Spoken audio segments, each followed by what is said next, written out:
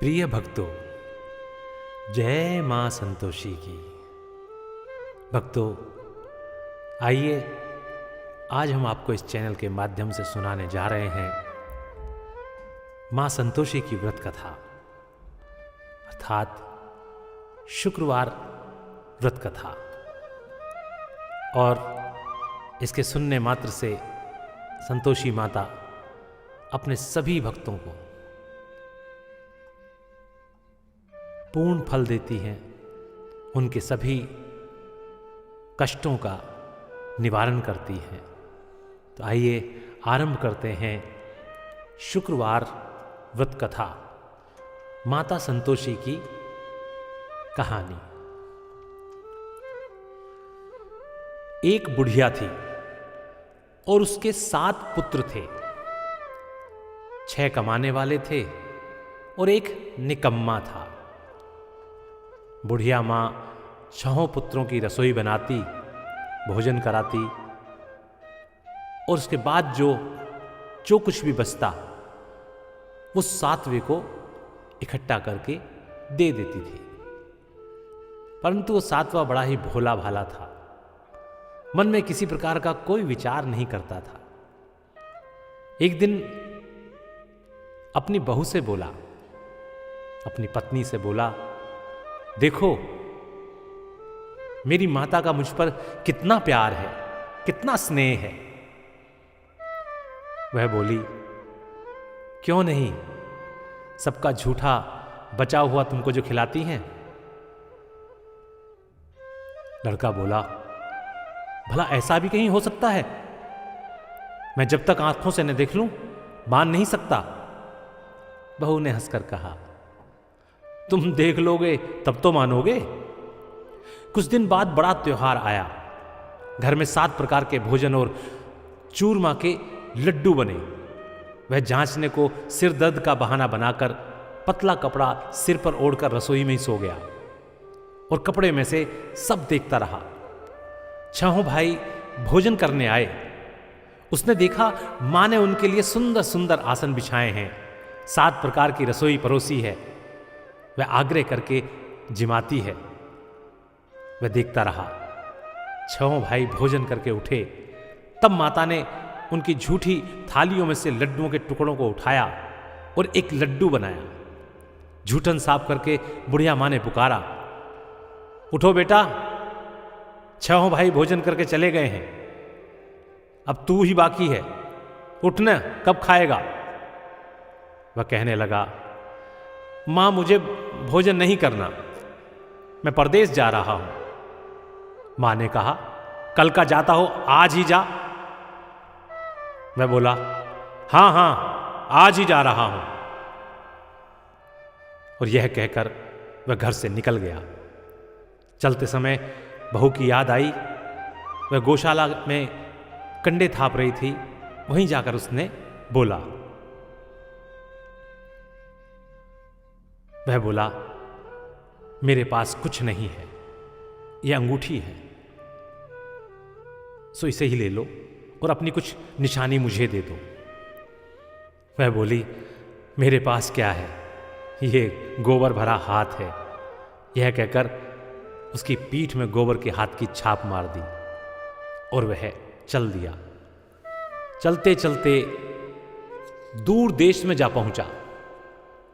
वहां पर एक साहूकार की दुकान थी। वहां जाकर उसने कहा, सेठ जी मुझे नौकरी पर रख लो। साहूकार को जरूरत थी, बोला, रह जा। लड़के ने पूछा, तनख्वाह क्या देंगे सेठ जी? साहूकार ने कहा, काम देखकर दाम मिलेंगे। साहूकार की नौकरी मिली। वह सवेरे 7 बजे से रात 12 बजे तक नौकरी करने लगा। कुछ दिनों में दुकान का सारा लेन देन, हिसाब किताब, ग्राहकों को माल बेचना, सारा काम करने लगा। साहूकार के 7-8 नौकर थे। वे सब चक्कर खाने लगे कि ये तो बहुत होशियार बन गया। सेठ ने भी काम देखा और 3 महीने में उसे आधे मुनाफे का साझीदार बना लिया। वह 12 वर्ष में ही नामी सेठ बन गया। और मालिक सारा कारोबार उसके ऊपर छोड़कर बाहर चला गया। अब इधर बहू पर क्या बीती सो सुनो। सास ससुर उसे दुख देने लगे, सारी गृहस्थी का काम करवाकर उसे लकड़ी लेने जंगल में भेजते। इस बीच घर की रोटियों के आटे से जो भूसी निकलती उसकी रोटी बनाकर रख दी जाती और फूटे नारियल के खोपरे में पानी रख दिया जाता। इस तरह दिन बीतते रहे। एक दिन वह लकड़ी लेने जा रही थी कि रास्ते में बहुत सी स्त्रियां संतोषी माता का व्रत करती हुई उसको दिखाई दी। वह वहां खड़ी हो गई और उसने खड़ी होकर कथा सुनकर वो उन महिलाओं से बोली, बहनों, यह तुम किस देवता का व्रत करती हो और इसके करने से क्या फल मिलता है? इस व्रत के करने की क्या विधि है? यदि तुम अपने व्रत का विधान मुझे समझाकर कहोगी तो मैं भी तुम्हारा बहुत बड़ा उपकार मानूंगी। तो उनमें से एक स्त्री बोली, सुनो बहन, यह संतोषी माता का व्रत है। इसके करने से निर्धनता, दरिद्रता का नाश होता है, लक्ष्मी आती है, मन की चिंताएं दूर होती हैं, घर में सुख होने से मन को प्रसन्नता और शांति मिलती है, नीह पुत्र को पुत्र मिलता है, पति बाहर गया हो तो जल्दी आ जाता है, कुंवारी कन्या को मनपसंद वर मिलता है, राजद्वारे में बहुत दिनों से मुकदमा चलता हो तो समाप्त हो जाता है, सब तरह सुख शांति हो, घर में धन जमा हो, पैसा जायदाद का लाभ हो, रोग दूर हो तथा और जो कुछ मन में कामना हो वो सब इस संतोषी माता की कृपा से पूरी हो जाती है। इसमें कोई संदेह नहीं है बहन। वह पूछने लगी, यह व्रत कैसे किया जाए, यह भी बताओ तो बड़ी कृपा होगी। स्त्री ने कहा, 1.25 रुपये का गुड़ चना लेना, इच्छा हो तो 5.25 रुपये का ले लेना, या 11 रुपये का भी सहूलियत होने के अनुसार लिया जा सकता है बिना परेशानी। श्रद्धा और प्रेम से जितना बन सके सवाया लेना, 1.25 रुपये से 5.25 रुपये तथा इससे भी ज़्यादा शक्ति और भक्ति अनुसार लें। हर शुक्रवार को निराहार रहकर कथा कहना सुनना, इसके बीच क्रम टूटे नहीं, लगातार नियम पालन करना। सुनने वाला कोई न मिले तो घी का दीपक जला उसके आगे जल के पात्र को रखकर कथा कहना, परंतु नियम ना टूटे। जब तक कोई कार्य सिद्ध ना हो नियम पालन करना और कार्य सिद्ध हो जाने पर ही व्रत का उद्यापन करना। 3 मास में माता फल पूरा करती है। यदि किसी के खोटे ग्रह हों तो भी माता 1 वर्ष में अवश्य कार्य को सिद्ध करती है। कार्य सिद्ध होने पर ही उद्यापन करना चाहिए, बीच में नहीं। उद्यापन में 2.5 सेर आटे का खाजा तथा इसी अनुसार से खीर तथा चने का साग करना चाहिए। 8 लड़कों को भोजन कराना, जहाँ तक मिले देवर जेठ भाई बंधु कुटुंब के लड़कों को ही लेना, ना मिले तो रिश्तेदारों और पड़ोसियों के लड़कों को बुलाना, उन्हें भोजन कराना, यथाशक्ति दक्षिणा दे माता का नियम पूरा करना। उस दिन घर में कोई खटाई ना खाए, इस बात का विशेष ध्यान रखना। यह सुनकर बुढ़िया के लड़के की बहू वहाँ से चल दी। रास्ते में लकड़ी के बोझ को बेच दिया और उन पैसों से गुड़ चना ले माता के व्रत की तैयारी कर आगे चली। उस सामने मंदिर देख पूछने लगी कि यह मंदिर किसका है। सब कहने लगे संतोषी माता का मंदिर है ये। यह सुन माता के मंदिर में जा माता के चरणों में लौटने लगी, दीन होकर विनती करने लगी, माँ मैं निपट मूर्ख हूँ, व्रत के नियम कुछ नहीं जानती, मैं बहुत दुखी हूँ। हे माता जगत जननी, मेरा दुख दूर कर, मैं तेरी शरण में हूँ। माता को दया आ गई। एक शुक्रवार बीता कि दूसरे शुक्रवार को ही इसके पति का पत्र आया और तीसरे को उसका भेजा हुआ पैसा भी आ गया। यह देख जेठानियां मुंह सिकोड़ने लगी, इतने दिनों में पैसा आया, इसमें क्या बड़ाई है। लड़के ताने देने लगे, काकी के पास अब पत्र आने लगे, रुपया आने लगा, अब तो काकी की खातिर बढ़ेगी, अब तो काकी बुलाने से भी नहीं बोलेगी। बेचारी सरलता से कहती, भैया पत्र आए, रुपया आए तो हम सबके लिए अच्छा है। ऐसा कहकर आंखों में आंसू भरकर संतोषी माता के मंदिर में आ मातेश्वरी के चरणों में गिरकर रोने लगी।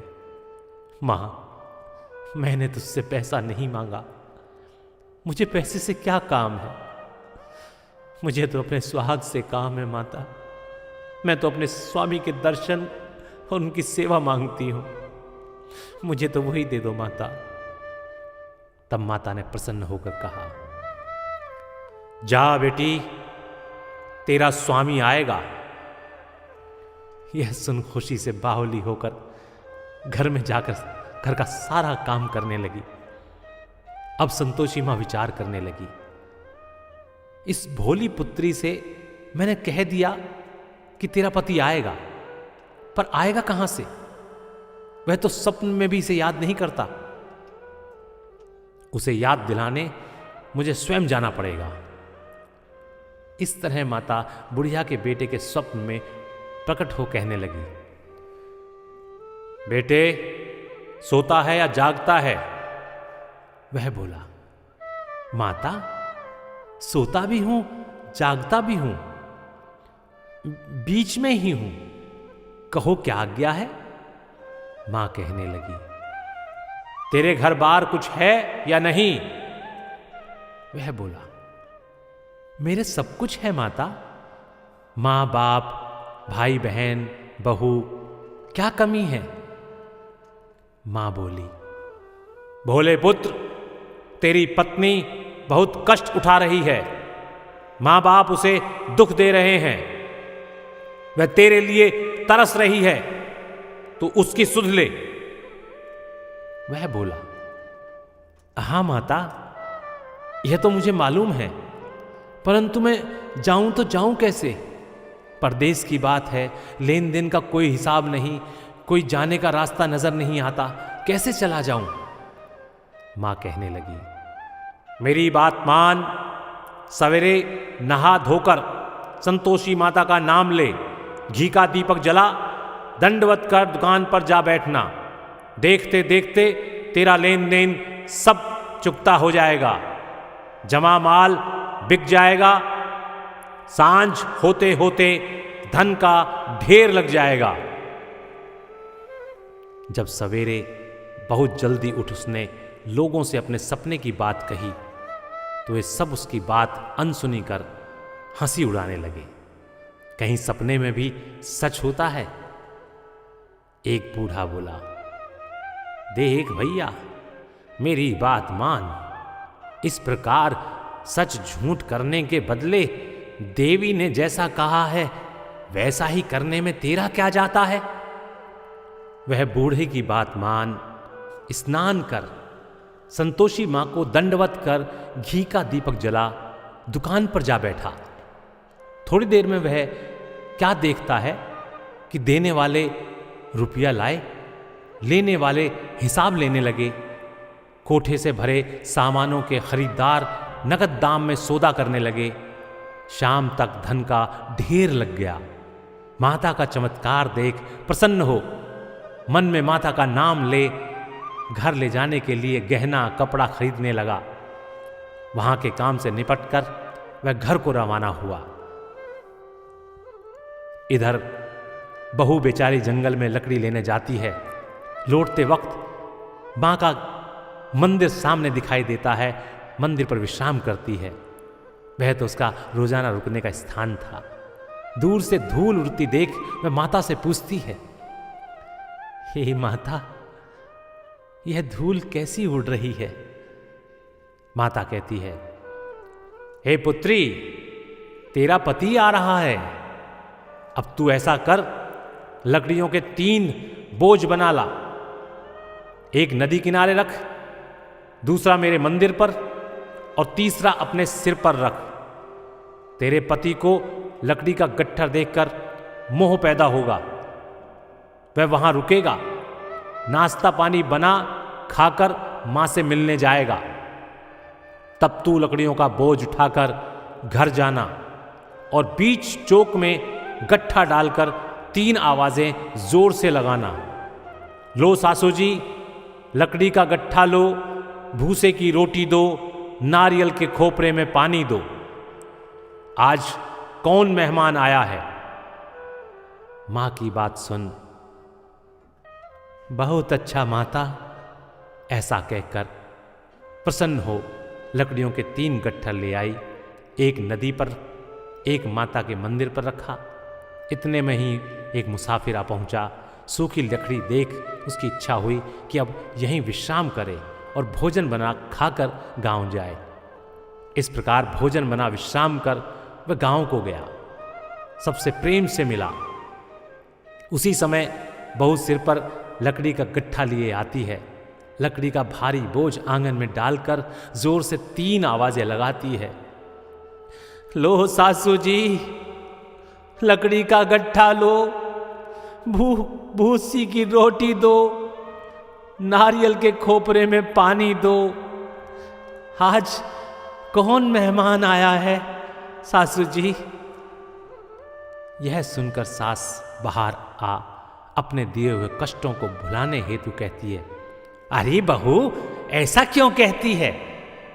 तेरा पति ही तो आया है। आ बैठ, मीठा भात खा, भोजन कर, कपड़े गहने पहन। इतने में आवाज सुन उसका पति बाहर आता है और अंगूठी देख व्याकुल हो मां से पूछता है, मां, यह कौन है? मां कहती है, बेटा, यह तेरी बहू है। आज 12 वर्ष हो गए। तू जब से गया है तब से सारे गांव में जानवर की तरह भटकती फिरती है। काम काज घर का कुछ करती नहीं, 4 समय आकर खा जाती है। अब तुझे देखकर भूसी की रोटी और नारियल के खोपने में पानी मांगती है। वह लज्जित हो बोला, ठीक है मां, मैंने इसे भी देखा है और तुम्हें भी देखा है। अब मुझे दूसरे घर की चाबी दो, मैं उसमें रहूंगा। तब मां बोली, ठीक है बेटा, तेरी जैसी मर्जी, कहकर चाबी का गुच्छा पटक दिया। उसने चाबी का गुच्छा लेकर दूसरे कमरे को खोलकर सारा सामान जमाया। एक दिन में ही वह राजा के महल जैसा ठाट बाट वहां बन गया। अब क्या था, वे दोनों सुखपूर्वक रहने लगे। तत्पश्चात अगला शुक्रवार आया। बहू ने अपने पति से कहा, मुझे माता का उद्यापन करना है। पति बोला, बहुत अच्छा, खुशी से करो। वह उद्यापन की तैयारियां करने लगी। जेठ के लड़कों को भोजन के लिए कहने गई। उसने मंजूर किया, परंतु पीछे जेठानी अपने बच्चों को सिखलाती है, देखो रे, भोजन के समय सब लोग खटाई मांगना, जिससे उसका उद्यापन पूरा ना हो। लड़के भोजन जीमने के लिए आए। खीर पेट भरकर खाई, परंतु याद आता ही कहने लगे, हमें तो कुछ खटाई दो, खीर खाना हमें भाता नहीं, देखकर अरुचि होती है। बहू कहने लगी, खटाई नहीं, किसी को खटाई नहीं दी जाएगी, यह तो संतोषी माता का प्रसाद है। लड़के तुरंत उठकर खड़े हो गए और बोले, पैसा लाओ, पैसा लाओ। बहू बोली, लाती हूं, क्योंकि वो बहुत भोली थी, वो कुछ नहीं जानती थी। सो उन्हें पैसे दे दिए। लड़के उसी समय जाकर इमली लाकर खाने लगे। यह देखकर बहू पर माताजी ने कोप किया, क्रोधित हो गई। राजा के दूत उसके पति को पकड़कर ले गए। जेठ जेठानी मन माने खोटे वचन कहने लगे, लूट लूट कर धन इकट्ठा कर लाया था, सो राजा के दूत पकड़कर ले गए। अब सब मालूम पड़ जाएगा जब जेल की हवा खाएगा। बहू से यह वचन सहन नहीं हुए। रोती रोती माता के मंदिर में गई। हे माता, तुमने ये क्या किया? हंसाकर अब क्यों रुलाने लगी? माता बोली, पुत्री, तूने उद्यापन करके मेरा व्रत भंग किया है, इतनी जल्दी सब बातें भुला दी।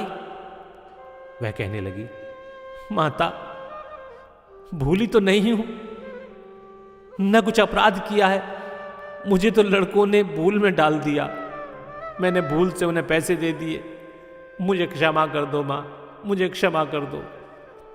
माँ बोली, ऐसे भी कहीं भूल होती है?